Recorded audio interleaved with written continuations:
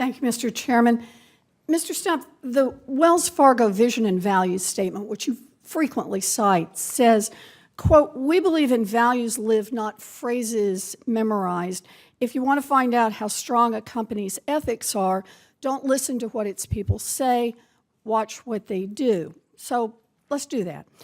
Since this massive years-long scam came to light, you have said repeatedly, quote, "I am accountable." But what have you actually done to hold yourself accountable? Have you resigned as CEO or chairman of Wells Fargo? The board, I serve at Have you resigned? No, I've not. All right. Have you returned one nickel of the millions of dollars that you were paid while this scam was going on?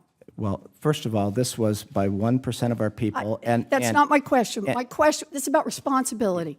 Have you returned one nickel of the millions of dollars that you were paid while this scam was going on? The board will take care of that. Have you returned one nickel of the money you earned while this scam was going on? And the board will do. I will take that as a no then. Have you fired a single senior executive? And by that, I don't mean a regional manager or a branch manager. I'm asking about the people who actually led your community banking division or your compliance division. We've made a change in our regional, to lead our regional bank. I just said, I'm not asking about regional managers. I'm not asking about branch managers. I'm asking if you have fired senior management, the people who actually led community banking division, who oversaw this fraud, or the compliance division that was in charge of making sure that the bank complied with the law. Carrie Toll said. Did you fire No. any of those people? No. Okay. So you haven't resigned. You haven't returned a single nickel of your personal earnings. You haven't fired a single senior executive. Instead, evidently, your definition of accountable is to push the blame to your low-level employees who don't have the money for a fancy PR firm to defend themselves. It's gutless leadership. In your time as chairman and CEO, Wells has been famous for cross-selling, which is pushing existing customers to open more accounts. Cross-selling is one of the main reasons that Wells has become the most valuable bank in the world. Wells measures cross-selling by the number of different accounts a customer has with Wells. Other big banks average fewer than 3 accounts per customer, but you set the target at 8 accounts. Every customer of Wells should have 8 accounts with the bank. And that's not because you ran the numbers and found that the average customer needed 8 banking accounts. It is because, quote, 8 rhymes with great. This was your rationale right there in your 2010 annual report. Cross-selling isn't about helping customers get what they need. If it was, you wouldn't have to squeeze your employees so hard to make it happen.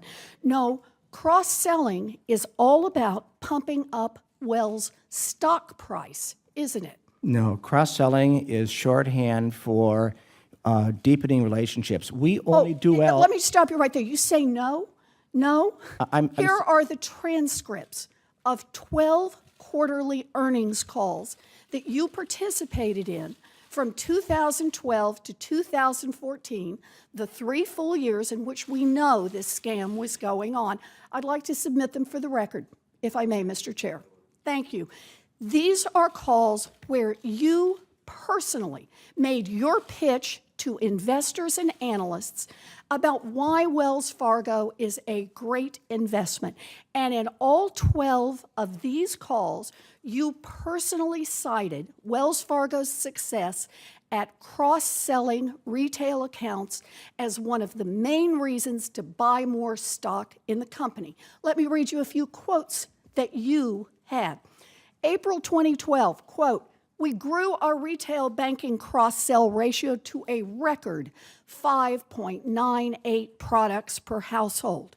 A year later, April 2013, quote, "We achieved record retail banking cross-sell of 6.1 products per household." April 2014, quote, "We achieved record retail banking cross-sell of 6.17 products per household." The ratio kept going up and up, and it didn't matter whether customers used those accounts or not. And guess what? Wall Street loved it. Here is just a sample of the reports from top analysts in those years, all recommending that people buy Wells Fargo stock in part because of the strong cross-sell numbers. And I'd like to submit them for the record. Without objections. Thank you, Mr. Chair. So when investors saw good cross-sell numbers, they did while this scam was going on. That was very good for you personally, wasn't it, Mr. Stumpf? Do you know how much money, how much value your stock holdings in Wells Fargo gained while this scam was underway? Well, first of all, it was not a scam, and cross-sell is a way of deepening relationships. When customers use We've been through this, Mr. Stumpf. I asked you a very simple question. Do you know how much the value of your stock went up while this scam was going on? It's all of my compensation is in our public Do filing. you know how much it was? It's all in the public filing. Oh, you're right. It is all in the public records because I looked it up. While this scam was going on, you personally held an average of 6.75 million shares of Wells stock. The share price during this time period went up by about $30, which comes out to more than $200 million in gains, all for you personally, and thanks in part to those cross-sell numbers that you talked about on every one of those calls. You know, here's what really gets me about this, Mr. Stumpf. If one of your tellers took a handful of $20 bills out of the cash drawer, they'd probably be looking at criminal charges for theft. They could end up in prison. But you squeezed your employees to the breaking point so they would cheat customers and you could drive up the value of your stock and put hundreds of millions of dollars in your own pocket. And when it all blew up, you kept your job, you kept your multi-million-dollar bonuses, and you went on television to blame thousands of $12 an hour employees who were just trying to meet cross-sell quotas that made you rich. This is about accountability. You should resign. You should give back the money that you took while this scam was going on, and you should be criminally investigated by both the Department of Justice and the Securities and Exchange Commission. You know, this just isn't right. A cashier who steals a handful of 20s is held accountable, but Wall Street executives who almost never hold themselves accountable, not now and not in 2008 when they crushed the worldwide economy. The only way that Wall Street will change is if executives face jail time when they preside over massive frauds. We need tough new laws to hold corporate executives personally accountable, and we need tough prosecutors who have the courage to go after people at the top. Until then, it will be business as usual. And at giant banks like Wells Fargo, that seems to mean cheating as many customers, investors, and employees as they possibly can. Thank you, Mr. Chair. Mr. Stumpf, as you know, some of my colleagues and I sent you a letter last week about the board's plans to claw back compensation from senior executives who were responsible for overseeing this scam. Wells Fargo provided us with a response yesterday. I noticed that although we sent the letter to you, that the response actually came from somebody else in the company, which I guess is another example of holding yourself accountable. I want to focus now on the mysterious circumstances surrounding Carrie Tolsted's retirement in July. As you know, Ms. Tolsted ran the community banking division, the division where this scam occurred, for the entire time that the scam took place. She was in charge of all of the 5,300 employees who were fired, and she oversaw the creation of 2 million fake accounts. Now, in July of this year, just 2 months before the settlement was announced, and before those facts became public, Ms. Tolsted retired at age 56. You indicated in the letter, responding to our letter, that she walks away with over $90 million in stock options, and awards. Fortune magazine says it's actually about $125 million. But, and here's the key part, according to Fortune, if Ms. Tolsted had been fired instead of retiring, she would have had to forfeit as much as $45 million of that award. Mr. Stumpf, the response to our letter confirms that you knew of this scandal before Ms. Tolstead retired. It said, and this is from your letter, quote, "Senior management and the board were aware of the pending litigation, investigation, and discussions with our regulators relating to sales practices when Ms. Tolstead indicated her decision to retire." Is that accurate, Mr. Stumpf, what this letter says? Were you personally aware of the massive problem that occurred under Ms. Tolstead's watch in July when she announced her retirement? I was aware of that. We were involved in discussions with the city attorney, the OCC, and the CFPB, yes. So you had some indication there was a massive problem. We had some indication that we had 1% of our people who were doing the wrong thing. Also known as a massive problem. Well, if you knew this, did you consider firing Ms. Tolstead before she retired? well, at the time, she was reporting to our president and chief operating officer. It's a simple question. No, you knew there was a problem. Did you consider firing her? No, because of her full... Seriously?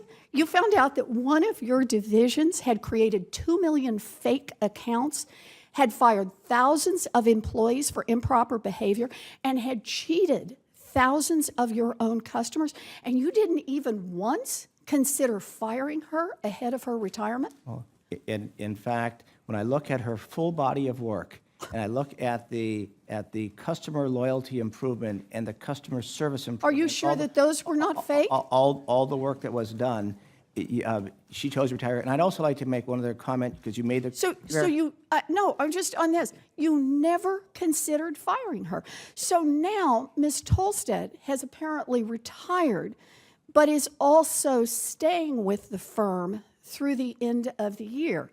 And in the response to our letter, you state, or the person writing it states, quote, "Ms. Tolstead is eligible to be considered for a 2016 annual incentive award." An incentive award for doing a great job in 2016? Mr. Stumpf, that is unbelievable. You are the chairman of the board and the CEO. In those roles, do you think it would be appropriate for Ms. Tolstead to get another bonus on top of the millions that she has already gotten as a reward for her role in this massive scam? The board will consider that. I don't want to prejudice the board, but I also want to make one comment. I don't understand that answer. You know, you and your board have already made changes. You've made changes to the compensation scheme for thousands of employees. You've sat here today and talked about that. You've removed sales quotas, I think you told us. You've reformed incentives. Why can that be done quick as a wink across the entire bank? But a question about cutting compensation for a highly placed executive who oversaw a massive fraud takes long deliberation? Why is that? Because there's a board governance process, and we want that to work properly. And whether Carrie was retired or she was fired, there'd be no difference with respect to how the board can deal with that. I'm sorry, if she was fired, it is my understanding she would not be entitled to large parts of her compensation. It's not just a clawback issue. We're talking about she doesn't get them to begin with if she gets fired, but you let her walk out of the door with a retirement. I don't quite understand. How do you explain this to your own shareholders? There is a process that the board goes through, and they will do that. They've already met, and we won't give that. I don't understand. You keep saying there's, you know, the board, as if these are strangers that you met in a dark alley. Under the bylaws of Wells Fargo, and I'm quoting here, the chairman shall preside at all meetings of the board. You were able to make changes. Why can you not make a change here? I'm not on the Human Resources Committee of the board. They have their own governance and structure. We want that to proceed in the process in which we have. All right. So we'll do this your way. Our letter asked a number of questions about clawbacks of Ms. Tolstead's and other executives' pay, including yours. Wells Fargo's answer to our letter was just basically you punted. that the decision would be up to the board, the same punt you've given here. So you're the chairman of the board. Let me ask it this way. Will you personally support clawing back all or part of Ms. Tolsted's pay? I'm not going to, in any way, try to influence or prejudice the board as they do their deliberation. So you have absolutely no opinion on this? I'm not going to opine on that. You're not going to opine on it. You're going to say, get out there, defraud, cheat, lie, steal, and I have nothing to say about whether or not you ought to still be getting your bonus. I've never said, and we never say as our company, go out there and do any of those things. We try to do the right thing But you every say day. if you do them, you can count on Chairman Stumpf not to stand up and say you shouldn't get your incentive bonus. The board has a process, and they will I do think you started this whole thing by saying, don't tell me what you say, tell me what your actions are. Am I- And your actions are, people do this, and you're not going to take a single step to shut it down. So I guess I can ask this question again. Will you personally support clawing back any or all of the pay for the person in charge of compliance, someone we haven't talked about much today, the person who is supposed to be responsible to make sure that the bank is following the law? Will you have any recommendation about that person? I'm going to have the board do their process. You are going to have no recommendation at all, ever, at any point in this process? Whatever the board accepts, and whatever they do, I will accept and I will support. You are not passive here. If you have nothing to do, then what are you doing serving as chairman of the board? If you have no opinions on the most massive fraud that has hit this bank since the beginning of time, how can it be that you actually get to continue to collect a paycheck for being chairman of the board? Well, first of all, I disagree with the fact this is a massive fraud. But secondly, the board will do their work, and I'm not going to prejudice their work. And I'll accept whatever they come up with, and I will be supportive. You know, you accepted all along as this fraud built up, this massive fraud. You accepted all of the performance bonuses based on the cross-selling that is at the heart of this. You watched your own stock go up by more than $200 million based in part on exactly this massive fraud. You got out and you pumped it to Wall Street, and you said to Wall Street, hey, we are doing such a great job cross-selling here at Wells Fargo. You should tell everybody to buy our stock. And now you turn around and say, I shall remain passive and simply accept what Wells Fargo wants to do. You know, in 2008, Wall Street promised change, but it looks like it is business as usual. A giant bank cheats the little guys, and the executives line their own pockets. Mr. Stumpf, you make it clear that Wall Street won't change until we make it change. Thank you, Mr. Chair.